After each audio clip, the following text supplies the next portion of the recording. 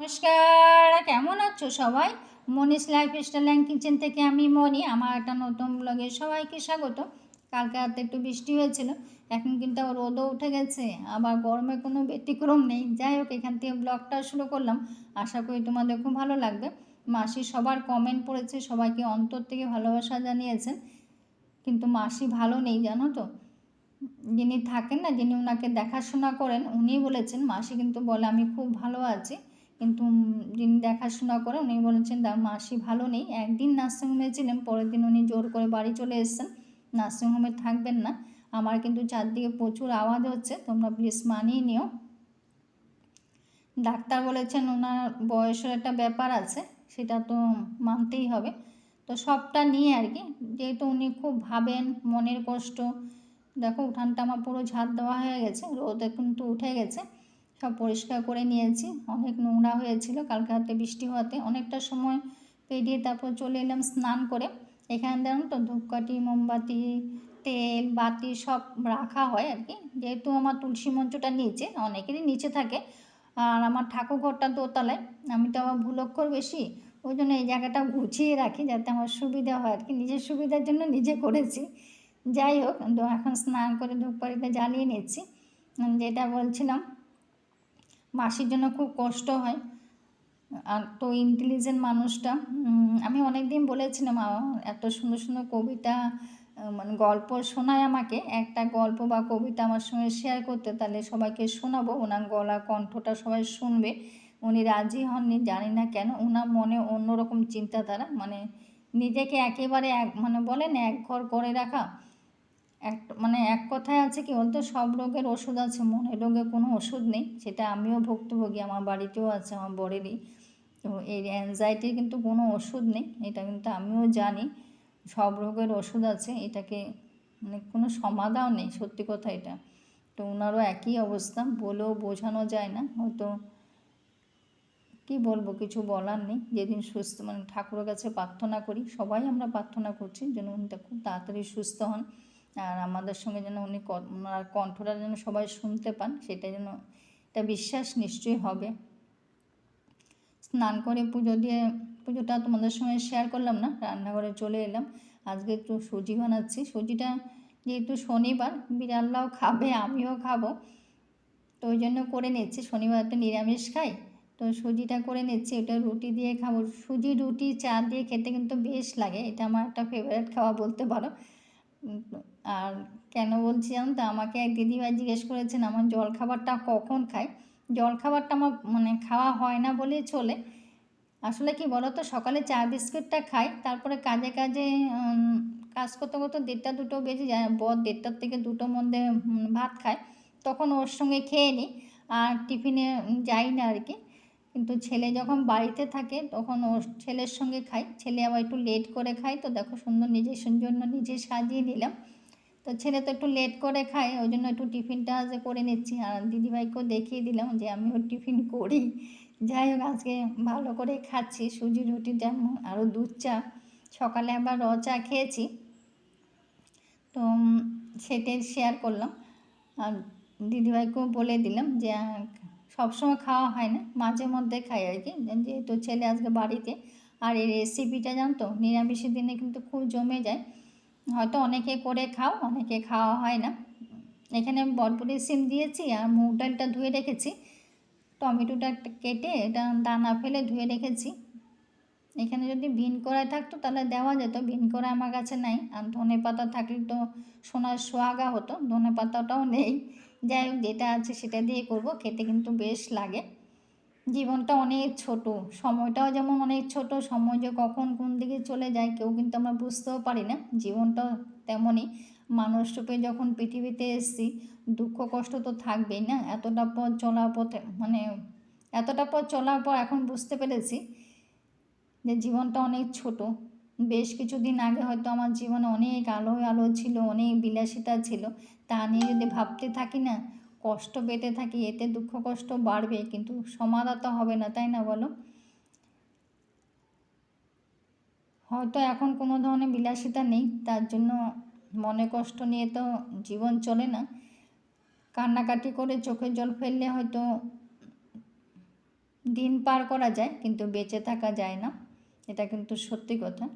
তো সবটা কেটে নিয়েছে, কেটে দেখো আবার বসিয়েও দিলাম কুকারে একবারে সব দিয়ে নুন হলুদ একবার দিয়ে বসিয়ে দিয়েছি। একটা সিটি দিলেই হয়ে যাবে, একটা সিটি দিয়েছি, ওতেই সব সিদ্ধ হয়ে যাবে। আর কুকারে ভাপ তো থাকেই, তাতেই সবটা। একটা বেগুন পোড়া দিয়েছি, না অর্ধেকটা দিয়েছি, অর্ধেক কেন বলতো ছেলে তো খাবে না বেগুন পোড়া, একটু হয়তো। আর এখানে দেখো ডালটা হওয়া শুধু গোটা জিরে আর শুকনো লঙ্কা দিয়েছি ফোড়নে, আর একটু হিং দিয়েছি। হিংটা হয়তো অনেকে খাও না, তারা অ্যাভয়েড করতে পারো, আমরা খাই। আমরা বলতে কি বরের জন্য দেওয়া, ও সব কিছু তো ওকে হিং দিই, যেহেতু ও পেটের সমস্যা। যদিও হিং খেয়ে ওর কোনো সমাধা হয় না, তাও দিই আর কি। আর দেখো এটা ফোড়ন দিয়ে দিচ্ছি। যদি এভাবে ঘন রাখতাম আরও স্বাদটা বেশি থাকতো, যেহেতু আমার বাড়িতে মানে এরকম ঘন খায় না, ওরা একটু পাতলাই খায়, মানে বর একটু পাতলা ভালোবাসে, এই জন্য একটু জল দিয়ে পাতলা করবো আর কি। খেতে কিন্তু ভালোই লাগে, ধনে পাতা পড়লে আরও ভালো লাগতো।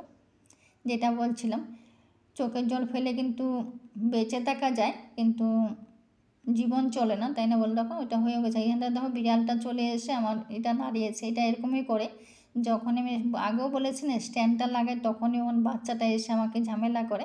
আর যেহেতু শনিবার নিরামিষ বললাম, পাঁপড়গুলো ভেজে নিচ্ছি। তো পাঁপড় তো আমার বাড়িতে চাই, নিরামিষের দিনে চাই। পাঁপড়গুলো ভাজা হয়ে গেছে, পটল ভাজা করে নিচ্ছি। আমরা কিন্তু পটল ভাজা আমরা দুজনেই খুব ভালোবাসি, তো বড় ভালোবাসে, আমিও ভালো। পটল ভাজাটা বসিয়ে দেখো কাপড়গুলো যে কেচেছিলাম ওগুলো শুকিয়ে গেছে, দুই একটা ভিজা আছে, তো তুলে নিচ্ছি। দেখলাম রোদে পুড়িয়ে তো লাভ নেই, তো তুলে নিয়ে যাই। তো যে কটা ভিজা আছে এই কটা এখানটায় দিয়ে দিই। এটা আমি প্রতিদিন এমনটাই করি, তাহলে শেডের তলায় দিয়ে দিলে কি টিনের তাপ আছে না, ওতে শুকিয়ে যায় একটু একটু ভিজা থাকলে।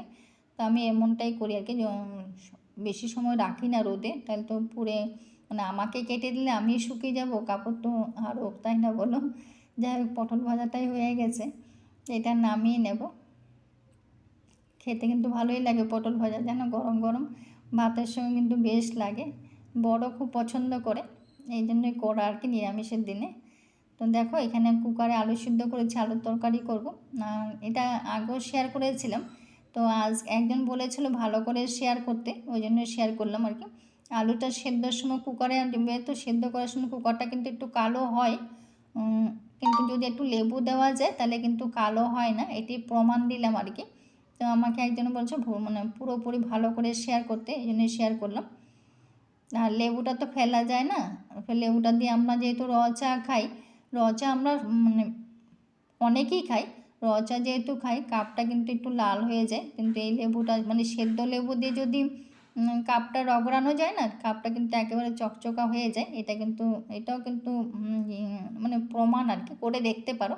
মানে আমি যেহেতু করি, আমি এটা ওই জন্য জোর গলায় বলছি আর কি। তা আমাকে যে বলেছে তাকে দেখো, এটা আজকেও যে বলেছে তার জন্য, আমার যেহেতু চশমা নিয়ে আসি না ওই জন্য কারোর নাম বলতে পারি না।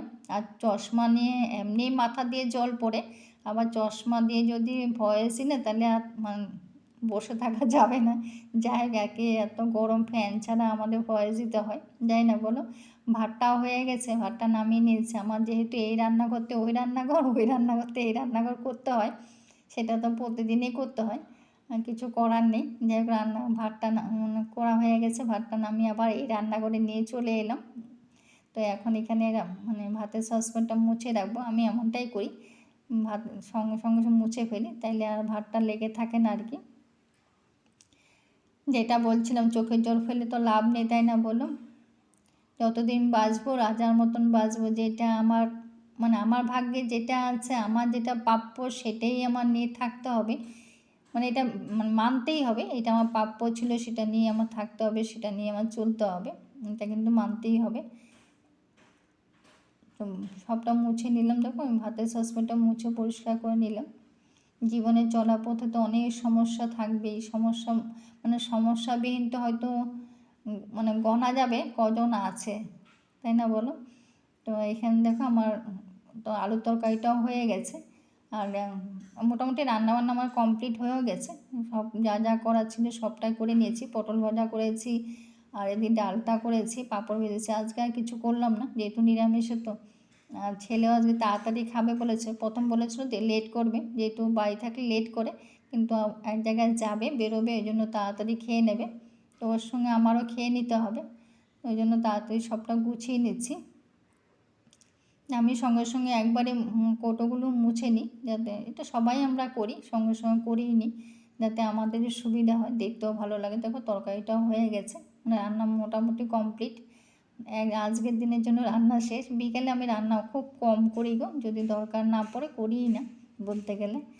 কিন্তু কোনো এক সময় কিন্তু আমার বিকেলে রান্নাও করতে লাগতো, যখন মানে বর যখন কারখানা মানে ওর যখন কর্ম ছিল, তখন কিন্তু রাতেও রান্না করতে লাগতো। তখন আমাদের বিকেলে টিফিন হতো রাত 9টার সময় আমার বরের টিফিন হতো, মুড়ি চানাচুর চা ছিল তখন। আর রাতে 11:30 12:30 ছিল রাতের ডিনার। এমনও দিন গেছে। যাই হোক, দিন যায়, কথাগুলো মনে থাকে। আর এটা দেখ, এটি হিঙের কোটো, এটি দেখিয়ে দিলাম, এটি বরের জন্য আনা আর কি, ওকে দিই সব কিছু। মানে আটা তো যদি রুটিও করি না, রুটির মধ্যেও দিই। তো এগুলো সব যা যা কোটোকাটি এখানে থাকে এগুলো সবগুলো মুছে নিয়েছি। মুছে একবারে মাসির সঙ্গে মাঝখানে একটু কথা হয়েছে। মাসি কান্নাকাটি করলেন, আমারও খুব খারাপ লাগে, চোখের জল চলে আসে। এত ভালো মনের মানুষ না, কথা না বললে বোঝা যায় যে এত ভালো মনের মানুষ।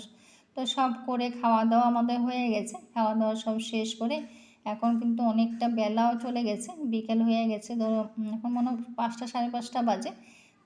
এখন স্নান করতে যাব, ভাবলাম কি বাসনটা গুছিয়ে নিই, যেহেতু অনেকটা সময় আগে ধোয়া হয়ে গেছিলো, শুকিয়েও গেছে। একবারে গুছিয়ে তারপরে তাহলে আমার সন্ধ্যের পর আর এখানে আসতে হবে না। এবার গুছিয়ে তাহলে কেন বলতো, প্রচণ্ড গরম তো। আর এই সন্ধ্যার পরে না রুমগুলি যেহেতু বন্ধ হয়ে যায়, দরজা জানলা যেহেতু বন্ধ হয়ে যায়, যদিও নেট থাকলেও কী হবে, দরজা তো বন্ধ হয় না, আর মশার জন্য বন্ধ করতে হয়। তার জন্য গরমটা যেন আরও বেড়ে যায়। আর এই রান্নাঘরে প্রচণ্ড গরম কিন্তু, ওই জন্য একবারে গুছিয়ে তারপর স্নান করতে যাব। আমিও কিন্তু পুরো ঘেমে গেছি, মাথা দিয়ে শুধু জল পড়ে, আমার তো মাথা দিয়ে বেশি জল পড়ে। হয়তো মাথা ধরতে বাকি, ধরলে হয়তো চুল সব চলেই আসবে। যাই হোক, কিছু করার নেই, সবারই তো একই অবস্থা, গরমে তো সবাই আমরা হয়ে আছি, কিছু বলার নেই। যখন যেটা তখন সেটা হবেই, সেটাই তো নিয়ম, তাই না বলো? আমার জন্য আর একার তো গরম না, সবার জন্য গরম। এটা আবার পড়েও গেল, কাজ তাড়াতাড়ির সময় এমনটাই হয়। আর দেখো কড়াইটা কিন্তু আমি উপর করে রাখি না, এটা রাখা ঠিক না, এই জন্যই রাখি না, কড়াইটা এইভাবেই রাখি। সকালবেলা রান্না করার সময় ধুয়ে নিই, এটা ভালো করে সেট করে তারপরে স্নান করতে যাব। তা একবার ভালো করে রাখলাম, তা এখন স্নান করতে যাব।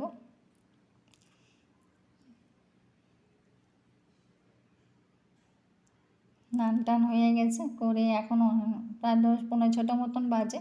তো স্নান টান করে চলে এলাম। চুলের অবস্থা দেখেছো কী অবস্থা, চুল হয়তো কুকুরের লেজের মতন আছে এখন কয়টা, কদিন পরে হয়তো টাক পরেও যাবে। আর গামছাটাও ধুয়ে রেখে দিই, সন্ধে হওয়ার আগে কিন্তু এটা আবার শুকিয়েও যাবে, যেহেতু পাতলা গামছা তো। আর তাপ তো একটা আছেই না, ওয়েদারে তো সব শুকিয়েও যায়। আর ওদিকে মা মেয়ে ওরা খেলাধুলা করছে, ওরা বিকেলে খেলাধুলা।